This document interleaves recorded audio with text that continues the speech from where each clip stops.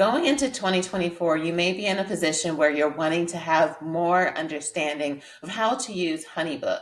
One of the features in which people often overlook is the reporting feature in Honeybook. I'm going to share with you the 4 different reports in which I recommend you to start using and getting more familiar with going into the new year. For those of you that are new to my channel, my name is Jessie. I am a Honeybook certified pro as well as business consultant and event planner. I love talking about all things systems related on this channel because my goal is to be able to help other individuals that are in service-based businesses to be able to hit the goals in which they have and not feeling overwhelmed at the same time. So in this video, I wanted to dig into some of the reports in which I actively use within my own event planning business, as well as being able to show you some behind the scenes inside of Honeybook. One of the things that I do want to make sure you're aware of, there are going to be a bunch of new features rolling out in the upcoming weeks. So if your Honeybook platform doesn't look exactly the same as what mine looks like today, no worries, don't freak out. There will be more updates that are going to be releasing in Q1, which I am personally very excited about, not only just as a pro, but more or less because inside of my own business, I can't wait to actually use them as well. Before I go into the reports, I thought it would be great to be able to show you exactly where to find them. It's been multiple times when I am actually working with the client on their setup, I will show them the reporting feature and they're like, I had no clue that this was here. What in the world? So I want to show you exactly a behind the scenes of what your Honeybook reporting would look like inside of the system. Okay, so when you go into your Honeybook account, this is the new homepage, at least in my profile as of right now. Some people may have a different version, but when you go into your homepage, what you'll be able to look at is you go to the top, you go to tools, then you go to reports. Of course, I'm actually recording this video on January the 1st, so we have a clean slate. We all start back at 0 on January 1st as business owners, and that is a no problem. It's important for you to know exactly what you're wanting to do in your business and creating goals on how to hit those. And I'll make sure to actually put a video link so that you can see the video I created last year to help you with understanding how to create goals and data-driven goals, which is the key. So as you can see here inside of the system, the first thing that you'll be able to go and look at is in the reports, you'll be able to get an idea of the amount of bookings that you have received this year, as well as what is your booking rate or your conversion rate.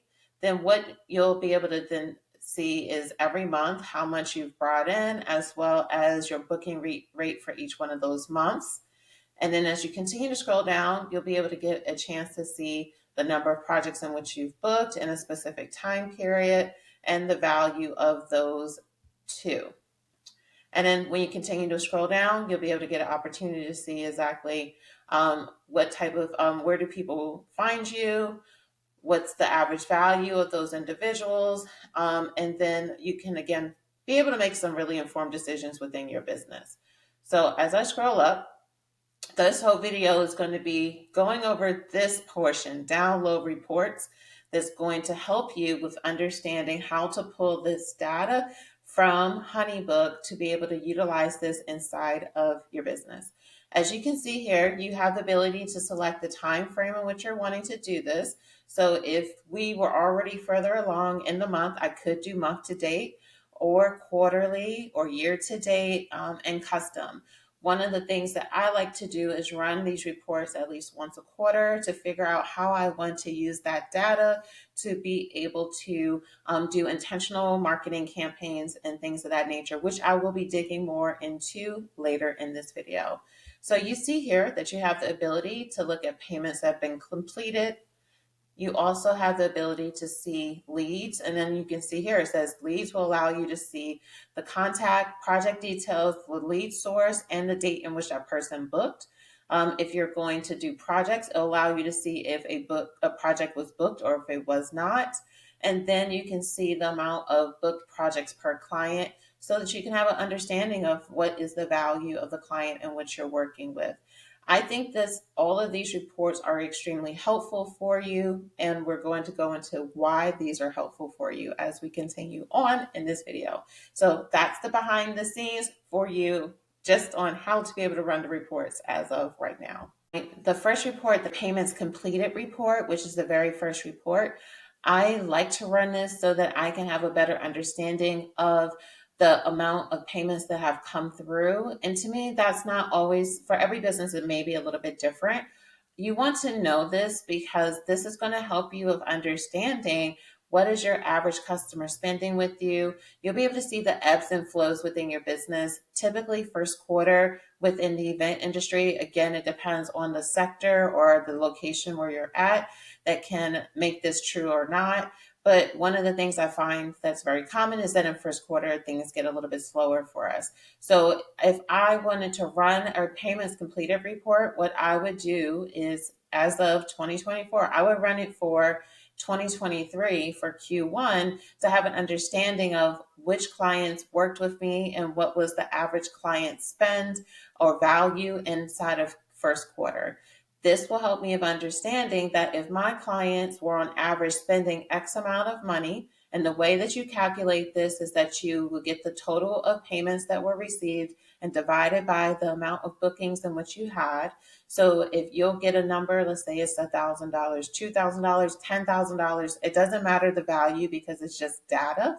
So if you find that your average client spends $1,000 with you in first quarter, if you set a goal for yourself for first quarter to have $30,000 in revenue, you would just divide 30,000 by 1,000, and that means you would want to be aiming for at minimum 30 clients. Of course, you're going to have some clients that spend more, as well as some clients that spend less.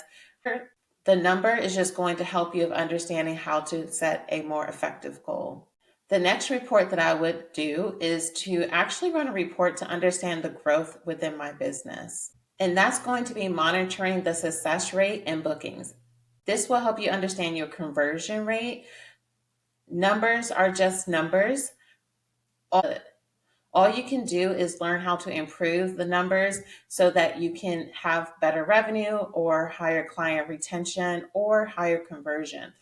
The reason why you want to know the success rate within your business is that, again, if we're setting goals in our business to see that you want to hit X amount of revenue, you want to know how many people have to be exposed to your business or at least come through your contact form to find out how many come through your contact form that will likely be able to book with you so that you're able to make an informed goal. So if you find that your conversion rate is 50% or 20%, or you might have 80% conversion. If we're going to say that your conversion rate is 80% and you're looking to get 10 clients, then you would need to just figure out, in order to get 10 clients, I need to have my business exposed to 12 leads, and 80% is 10. And so I believe that's the math. So you just want to be able to figure out the math on how many people you need to have in your sales funnel so that you can hit the goals in which you have.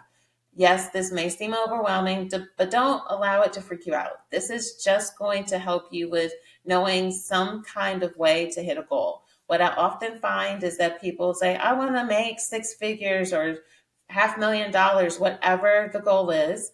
Because some of you may just be really getting into business. Whatever your goal is, you can hit it.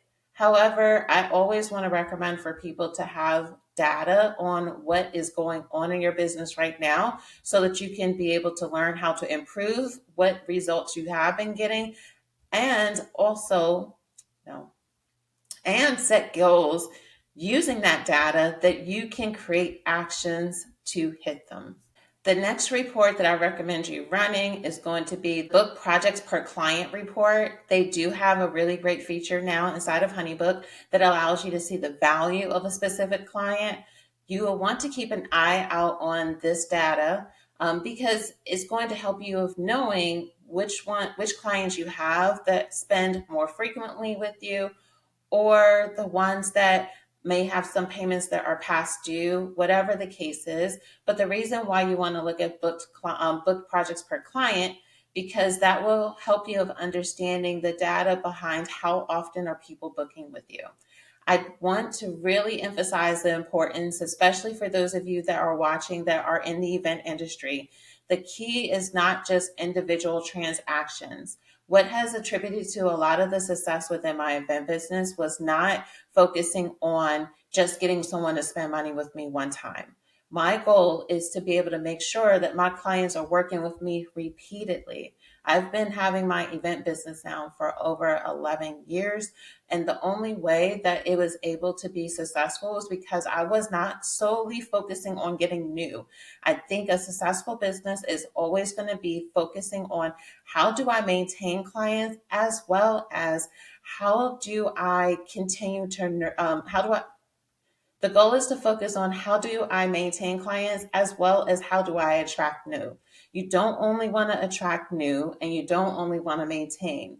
You want to have, I call both oars in the water, so that you're moving forward, because if not, you'll just be spinning in circles. So regardless if you are a wedding planner, there are some people that that's all they do is weddings. However, I would hope that they're finding ways to re-engage those other clients, because if someone works with you for their wedding, I would hope that you will want to pitch to them about doing something for an anniversary or their 5-year anniversary, so that at least they're spending with you twice in a lifetime instead of only one time, because that will be personally exhausting to always be chasing after new wedding clients, compared to thinking to myself, how can I get people to rebook with me? So I do recommend for you to look at projects booked per client, so that you can understand how many times are people spending money with you, as well as what is the average value that people are that a specific client is spending.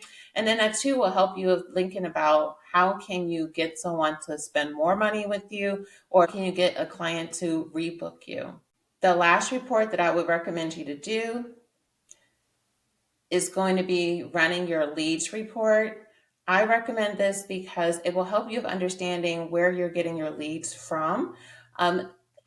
One of the initiatives that we're going to be focusing on in 2024 is focusing on getting more referrals, as well as getting more traction when it comes to Google searches for our company. This is important for us so that it's not always based off of us doing outreach sales calls, because that's the way that we grow our business. Because our clients aren't typically, in my business, in my industry, they're not just looking on Instagram.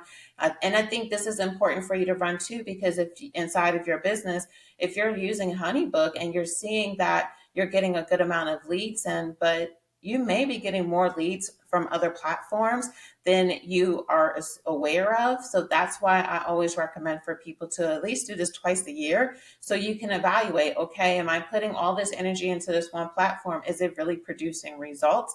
Because the reality is that it takes at least 90 days of consistency for you to see what kind of results can come from an activity. But the key word to it is consistency. So if you're not consistent, you will get whatever result that you put in. However, if you set a game plan and you do actions or activities on a weekly basis, you will get a result. But if you don't do it, you'll get the result, but it may not be the result in which you desire. I do recommend doing this lead. I do recommend you running the leads report, because it will help you of understanding where people are coming from, and it'll also be able to give you an idea of how long it takes for people to book. This again helps you of understanding the flow of your client base. I know typically when I get a new lead inside of my event business, sometimes it can take them 2 months to actually convert. And I'm fine with that because I'm aware of it. However, I know that sometimes we're like, I want people to book today. I want them to book today. If that's not the flow of your clients, then it will be almost discouraging to feel like you're wanting someone to book today, but that's just not their flow. Because if you're in a industry where people are not really looking for services until it's a year away, like for those of you on weddings, someone's not going to automatically pull the trigger today unless you possibly have like this high demand kind of business where everyone's just like, I want to suck up a date real quick. I'm not going to even think about it. But sometimes that's not always the case, even in that, because everyone may not have all of the money right there to lock you in so that you can confirm that date. But if you don't know that data, it's going to at times feel as if something's not working. In reality, that's just not your client's spending habit or purchasing habit. So I do recommend you looking into that data so that you're able to truly feel more empowered. The whole point of this video and understanding the reports is so that you feel empowered with where you're going in your business and what you are truly building, instead of feeling as if I'm doing all these things, nothing's happening, or why is this happening? You can take control of your business by facing the numbers. This is why I do recommend for you to lean into utilizing the Honeybook reports, and they do have some really great features that are going to be rolling out. But if you don't know how to organize your Honeybook or how to go about getting started with any of this, this is why I am here for you, to be able to support you with your goals inside of your business. I do offer a Honeybook audit. So if you already are using Honeybook and you are wanting to see if your platform is optimized for the goals in which you have in your business, or if you want me to go inside of your Honeybook and to look at the reports and educate you on this, I do have a link in the description so that you're able to take advantage of my audit that is available, and you will truly love it. I hope that this has inspired you to take a look at the reports that are available in Honeybook, and I look forward to you having an amazing 2024 and hearing from you in our community as to what you're doing to help with you getting your. I would like to hear from you in the comments section which one of these reports you're going to actually try to run inside of your business so that we can have conversation. I look forward to talking to you, and peace.